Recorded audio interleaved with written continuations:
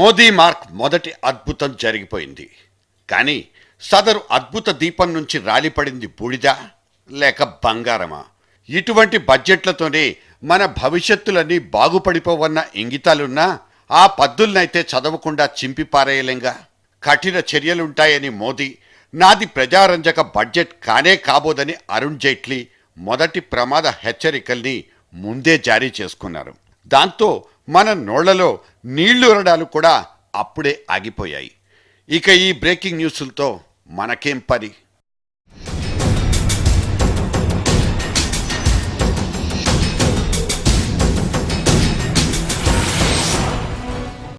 మోదీ అధికారంలోకి వచ్చి రాగానే కార్లు, మోటార్ సైకిళ్ల అమ్మకాలు జోరందుకున్నాయి.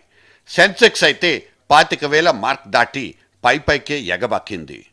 అంతకు ముందు స్కాములు, పాములు అంటూ యూపీఏ నడ్డినెక్కి తొక్కిన పత్రికలు, టీవీలు ఇవాళ అటువంటి శబ్దం చేయడమే ఆపేశాయి. సిగరెట్లు, చక్కెర, పెట్రోల్, డీజిల్ అంటూ నెల రోజుల్లో దాదాపు అన్ని ధరలు పెరిగిపోయినా ఎక్కడా ఆ చప్పుళ్లే లేవు. మోదీ వచ్చేశాడు, అదే 10,000 అన్నది జనానికున్న భరోసా కాబోలు. అయినా మోదీ మీద మనసు పడి ఓట్లు గుద్దిన జనాభా కేవలం 31% ఇంకో మాట.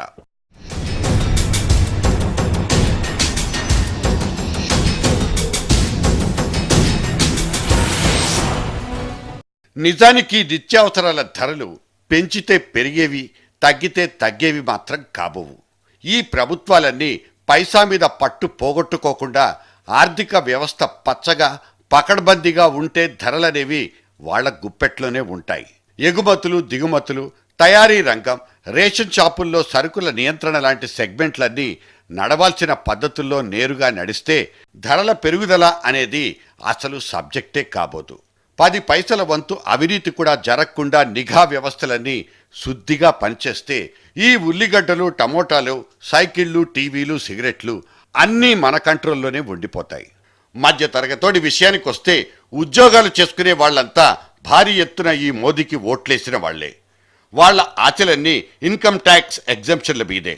However, with a view to provide small and marginal taxpayers and relief to small and marginal taxpayers and senior citizens, I propose to increase the personal income tax exemption limit by rupees 50,000, that is from rupees 2 lakhs to rupees 2.5 lakhs in the case of all individual taxpayers.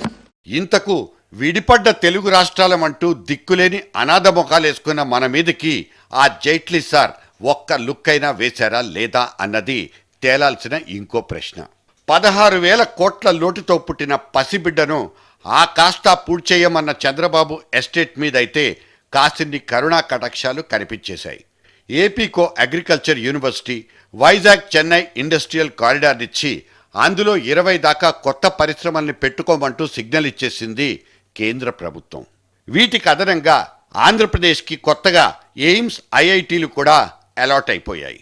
24 గంటల నిరంతర విద్యుత్ పేరుతో current కష్టాల్ని కూడా తీర్చేస్తామంటూ అక్కడో హామీ కూడా దొరికేసింది. ఇటు కరెంట్ అనే కొరివి దెయ్యంతో వేగలేక చీకట్లకు అలవాటు పడ్డ తెలంగాణ రాష్ట్రాన్నైతే కేంద్రం ఓరకంట చూసిందే తప్ప కాసింతైనా కటాక్షించలేదు. దీనికి అక్కసు, వివక్ష అంటూ కఠినమైన పేర్లు పెట్టుకుని ఆవేశపడేవాళ్లు ఉండొచ్చు. తెలంగాణకి మేము కోరుకునే ఒక్కటి కూడా దొరకలేదు కాబట్టి బాధ మాత్రం ఉంది. తప్పు ఎవరిని పడుతుంది కానీ బాధ మా లోపల ఉంది. అది రేపు వస్తుందా, ఎల్లుండి వస్తుందా, మా ప్రెషర్ మీద రావాలి. కానీ నేను వేరే రాష్ట్రాలకు వచ్చేట్టు ముఖ్యంగా ఆంధ్రప్రదేశ్ బైఫర్కేట్ చేసిన తర్వాత ఆంధ్ర, తెలంగాణ అయింది కాబట్టి అది కూడా మాలో ఒక భాగంగా వెళ్ళిపోయింది. కానీ దాని మీదనే చూసినందుకు ఆ బాధ కొంచెం ఎక్కువ అవడం సహజం. ఇన్సూరెన్స్, రక్షణ రంగాల్లోకి అడ్డంగా గేట్లు తెరిచేసినట్లే పట్టణ నిర్మాణ రంగంలోకి ఎఫ్డీఐలకు డైరెక్ట్ ఎంట్రీ ఇచ్చేశారు. సీమాంధ్రలో 4-5 సింగపూర్లు కట్టి పెడతామన్న చంద్రబాబు హామీ గాల్లో కలిసిపోకుండా నగర నిర్మాణకర్తలకు మోదీ పలికిన ఆహ్వానం కాపాడినా కాపాడొచ్చు. ఒక్క మాటలో చెప్పాలంటే తెలంగాణకే కాదు, ఆ మిగతాంధ్రప్రదేశ్కి కూడా బెయిలౌట్ ప్రోగ్రామ్స్ అనబడే ప్రత్యేక తరహా ట్రీట్మెంట్స్ అక్కడ లేనే లేవు. Andhra Pradesh and Telangana, my government is committed to addressing the issues relating to the development of Andhra Pradesh and Telangana in the AP Reorganization Act. provisions have been made by various ministries and departments to fulfill all the obligations of the union government to help both the states. నిజానికి ఇది union budget 29 రాష్ట్రాలకు సొంత తల్లి లాంటిది. ఇక్కడ సవతి తల్లి ప్రేమకు చోటుండదు. కానీ విభజన అనబడే గడబిడ నుంచి ఇప్పుడిప్పుడే కోలుకుంటున్న 2 తెలుగు రాష్ట్రాలు మోదీ తొలి పద్దు మీద గంపెడన్ని ఆశలు పెట్టుకోక తప్పింది లేదు. నిజానికి మొన్నటి రైల్వే బడ్జెట్లో మనకంటూ ఒరిగింది ఏదీ లేదు కూడా. దీని మీద కేసీఆర్ కనీసం కినుక వహించారు.